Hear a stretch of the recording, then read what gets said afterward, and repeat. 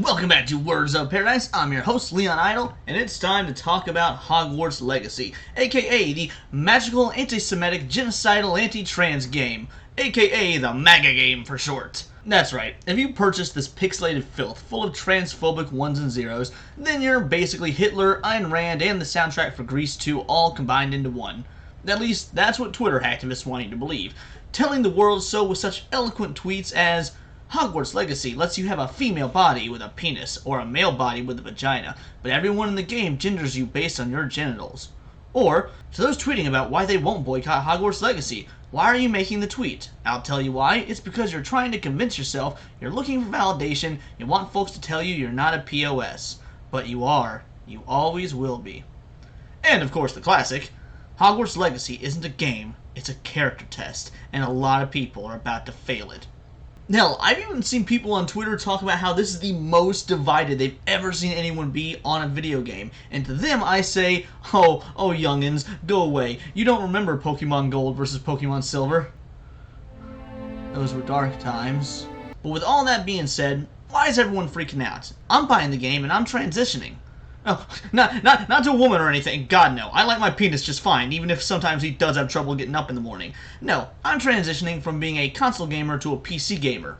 That's right, for all you PC Master Race people, I'm finally joining your side. And for all of you other Master Race people buying the Hogwarts Legacies, well, I guess I'm joining your side too, according to outlets like Reset Era, a gaming forum that has completely banned all discussion on this video game. Seriously though, after recently upgrading to PC, I've played a whopping 4 video games on it. Sonic Adventure, Sonic Adventure 2, Star Wars Shadows of the Empire, and World of Warcraft.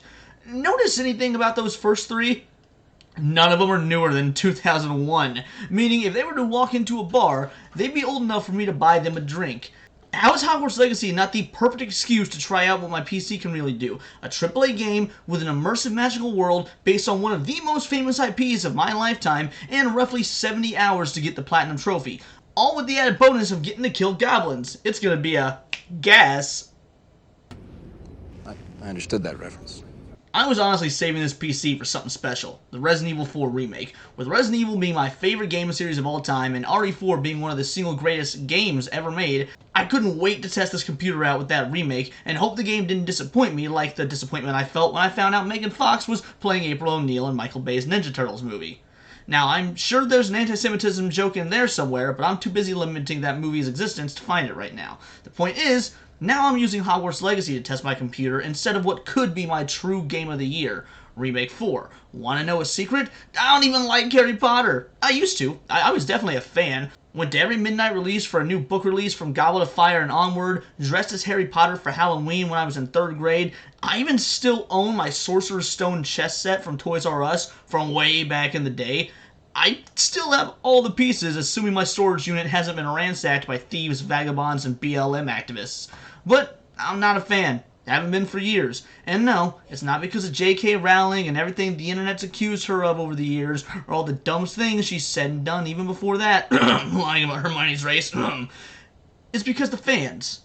They're insufferable. If I have to hear one more rant about the deep underlying message of Snape's character and how he was the true victim and blah blah blah, I swear I'm gonna start giving bronies more respect than Potterheads. But if I'm being objective, this game does look like a good game on its own merits, and the easily offended Twitter mob screeching into the night, dude, that's just the butter on the beer. Now that being said, there are some problematic elements around this game. One tweet says, if Hogwarts Legacy is anything like Bully, I'm gonna shove every Hufflepuff I meet into a locker. And that's problematic. Because it endorses touching Hufflepuffs. In all seriousness, we know the real reason Twitter is losing what's left of its collective gray matter. It's that Harry Potter creator J.K. Rowling is quote-unquote transphobic, and how buying this interactive collection of code harms trans people.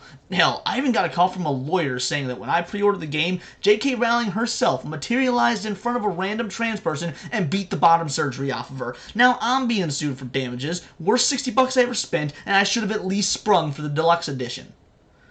Seriously though, how is this harming trans people? Like, yeah, she gets a cut of the profits the game sells.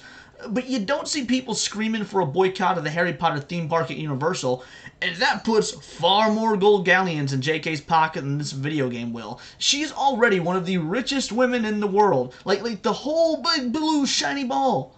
You're not gonna bankrupt this woman for not buying a freaking video game. She has a net worth of $1,025,034,971.78. Or 850 million pounds for you tea-sipping ninnies watching this video that are afraid to eat your food with flavor. I mean, come on, guys. It's called Lowry's. Look it up. That's honestly what I'm afraid of most in Hogwarts Legacy. Not the anti-Semitism, not the transphobia, not even Simon Pegg's voice acting. I'm afraid of forcing my wizard avatar to eat British food in the banquet hall. The source code sorcerers deserve better. I guess the point is, I checked Steam tonight, under the bestsellers tab. It's number 2 right now. Number 2, and it hasn't even come out yet. You want to know why that is? It's because you made this happen. All of you who said not to buy it, all of you who tried to sow division, all of you who said people were terrible for simply purchasing a freaking video game. I mean, are you new to the internet? Is this the first time you've opened up a web browser, typed in a web address, and had the naive thought of, I'm gonna make a difference today? Look, you could have gone to the soup kitchen and given some bums a warm meal, then posted about it on Twitter to your 21 followers and make them think you're a good person, but you'd rather make the biggest mistake you can on the net and tell people not to do something, all but assuring they will do it.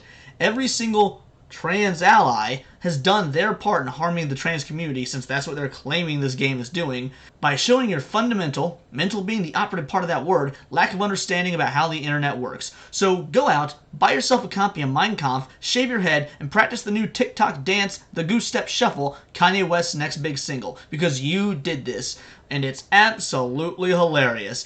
And what makes it even funnier is this game doesn't harm trans people. It doesn't harm anyone, in fact. I mean, except for the social lives of gamers everywhere who are about to get lost in the game for hours on end once they embrace the beautiful immersive world and finally live their dreams they've been fantasizing about for, the past 20 years or so. But that's just my opinion. Let me know yours in the comments below, or let me know on Twitter, where you can find me at BoltTheWord. And also, please do subscribe and check out the back catalog. While this was a fun little scripted ranty video, I'm mostly a news channel. I've got news covering all aspects of the nerd culture. Magic the Gathering, Dungeons & Dragons, Star Wars, Marvel, Disney, you name it, and you can find it in the back catalog. If it's nerdy, then it's been covered here in the nerdosphere. So please subscribe, because this has been Words of Paradise.